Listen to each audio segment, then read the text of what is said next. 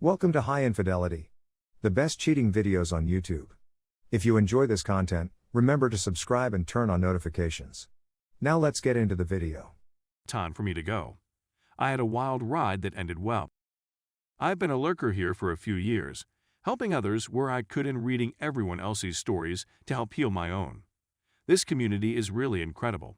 I don't believe I'd be where I am now if it weren't for everyone on here, the good and the bad. I'm confident in declaring that my infidelity adventure has come to a conclusion, and I'm ready to move on. If anybody is interested in my little narrative, hardships and ending, please read on. Mostly, I simply need to get this off my chest. Infidelity. My 13-year-old wife, with whom I have a 12-year-old kid, was found to be cheating on me with many people. I'm a computer and was able to retrieve TXTs, screenshots, personal notes, movies, and the entire shebang, which I patiently kept up over months to make a strong case. She had been cheating for 3 years and had to be treated for STI as a result. I got checked and am clean, thankfully. She'd cheat while I was at work, when I was with our kid, when I was doing chores, you name it. I also discovered she was a high-functioning who took out credit cards in my name and piled up tens of thousands of dollars in debt in my name. Debt that will take me 5-6 years to repay, harming not just myself but also our kid. With all of this data, I created a separation agreement which I double-checked with a lawyer for accuracy.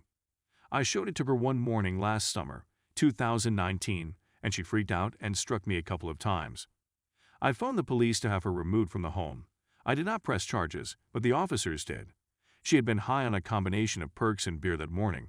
I provided her with all of the proof, gigabytes of it, later that week and requested she study and sign the paperwork.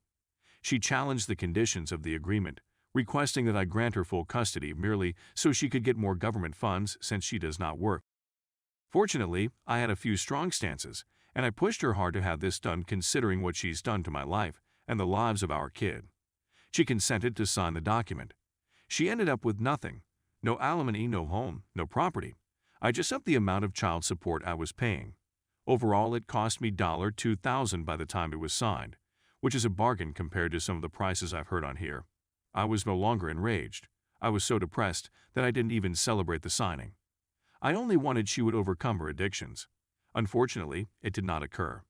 She continued to rely on government aid, was homeless for a while, ultimately obtained an apartment, but continued to misuse drugs and alcohol while refusing to get treatment.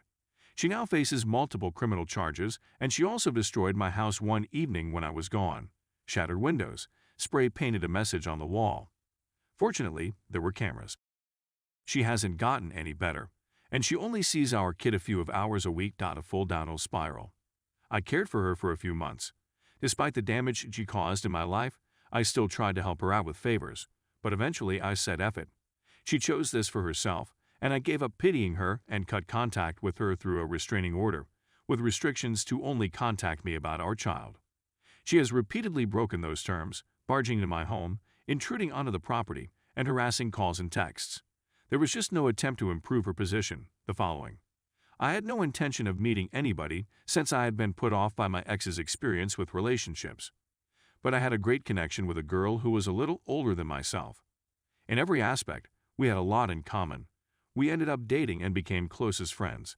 She had also left a marriage under similar circumstances, so we were both aware of what the other had gone through. I couldn't be happier. It's a night and day change from my last relationship. I feel like a new guy, and we seem to complement one another. She has now moved in and gets along well with my kid, as I do with hers. We're like a new family, and everyone gets along and is content. My negative sentiments, pity, and contempt for my ex-wife have all but vanished. I don't even think of her until she texts or calls concerning our kid, which is a rare event. It's good to have that period of my life finally seem like it belongs in the past. Things can improve. I know a lot of you are suffering, fearing the worst, having worries about the future, and regretting your decisions. I thought the same things, that I'd never break out of that rut, and that my life would be a nightmare. Even though I'm still tens of thousands of dollars in debt and currently having my home restored, I'm in a good mood. I got out of the hole, and you will as well if you stay with it. The amount of time it takes to heal is not fixed. It will arrive when it comes for you. I wish you all the best of success and thank you everyone for your time. Story 2. Wife cheated on me with Aaron Boner. Hello everyone. I am 28 years old and have been married for 6 years. In February, I discovered that my wife had an affair with the proprietor of an Airbnb when we stayed in Hawaii. In September 2018, my wife and I traveled to Hawaii. We have usually stayed in hotels in Hawaii, but this time we opted to stay at an Airbnb to get a more local feel for the island. When we arrived at the Airbnb, the owner met us outdoors. He was a young man in his 30s who worked as a Vans photographer and was really kind. We had a fantastic vacation for the whole week, and the Airbnb was an excellent decision. After we left the island, the owner of the Airbnb remarked and paid close attention to my wife on social media. She fell into several of his snares. "Leave your deadbeat spouse and I could make your fashion career fantastic," he'd offer. "Come live with me on the island," he'd add. "I can get you a job at Vans," he'd say. I could always tell there was something wrong between myself and my wife. I would approach her about specific issues, but she would always deny them. She would interact with him through Snapchat, Instagram, and sometimes FaceTime. I became so intrigued one day that I began searching around for proof. I felt awful going behind her back at first, but I felt compelled to do it. I saw an email she sent to a psychic in which she asked the psychic, "Do you see anything with a guy called? He just came into my life." My heart sank the moment I wrote it. I quickly grabbed my phone and texted her the contents of the email. Of course, she denied everything and gave me the runaround, and I believed her. 6 to 10 months passed, but I could always tell something was different. I'd always remember her reaction when I asked her what the email was about, and it gave me a horrible feeling. I began getting strange nightmares and not sleeping properly. It eventually escalated to an anxious panic attack, something I had never had before in my life. These assaults would occur just before I went to sleep. I ultimately resorted to marijuana to help me relax and sleep. She opted to visit Hawaii with her sister during the summer of 2019. I couldn't go on the vacation since I had job commitments. Of course, I paid for the whole trip to go with her sister, and I had no idea she was meeting up with the owner of the Airbnb where we had previously been. She sneaked out the door when her sister was asleep, and the man picked her up in his automobile. They allegedly had in his vehicle before splitting up.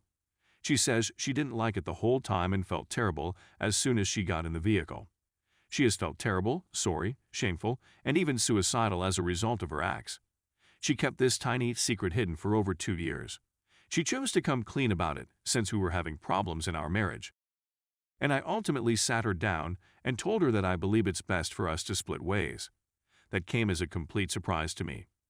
My instant emotion was one of delight and gladness for her that she no longer had to carry that around with her. All night, I simply held her and we sobbed together. The following several days, and perhaps weeks, were the most difficult. I kept wondering how I hadn't seen this coming. What is it about me that compelled her to pursue another relationship? It's been over 4 months since I found out, and every night before bed, I still feel pain and despair. Every morning, my first thought is that she has been disloyal to me. I'm usually ill and queasy for the first 2 to 3 hours of the day. We've had a lot of heart-to-heart talks, and I genuinely think she feels sorrow and wishes she could undo everything in an instant, but for some reason, I still feel terrible and queasy every day. Update. I eventually decided to contact the man since I was so fed up with everything emotionally. I contacted him on Instagram. I awoke the following morning to a message from his wife. His wife informed me that she spotted my message in his inbox and would want to speak with me. I decided to call her and chat about our significant others up. I was expecting to find out how much my wife was engaged in the connection and how much she really pushed it ahead, but she didn't have any proof for me. She claimed to have seen just one screenshot of my wife in a bikini on his phone. She said that the screenshot seemed to be a post on her Instagram story. So there wasn't anything specific that my wife sent him. She went on to describe her hubby and how he behaves. She said he is a narcissist who is too, and that my wife is one of 100 other women he has in his Instagram inbox. She said that she has been trying to get him assistance, but he is really hostile. She told me a tangential tale about him renting out an apartment on his property to a fitness model, and one day he forcefully thrust himself on her, but she resisted so strongly that he left. I suppose they came to an arrangement not to pursue charges between themselves. Following my talk with his wife, I am certain that my wife became involved with a predator. She became entangled, just like the hundreds of other girls he tortured. My wife was a victim, in my opinion.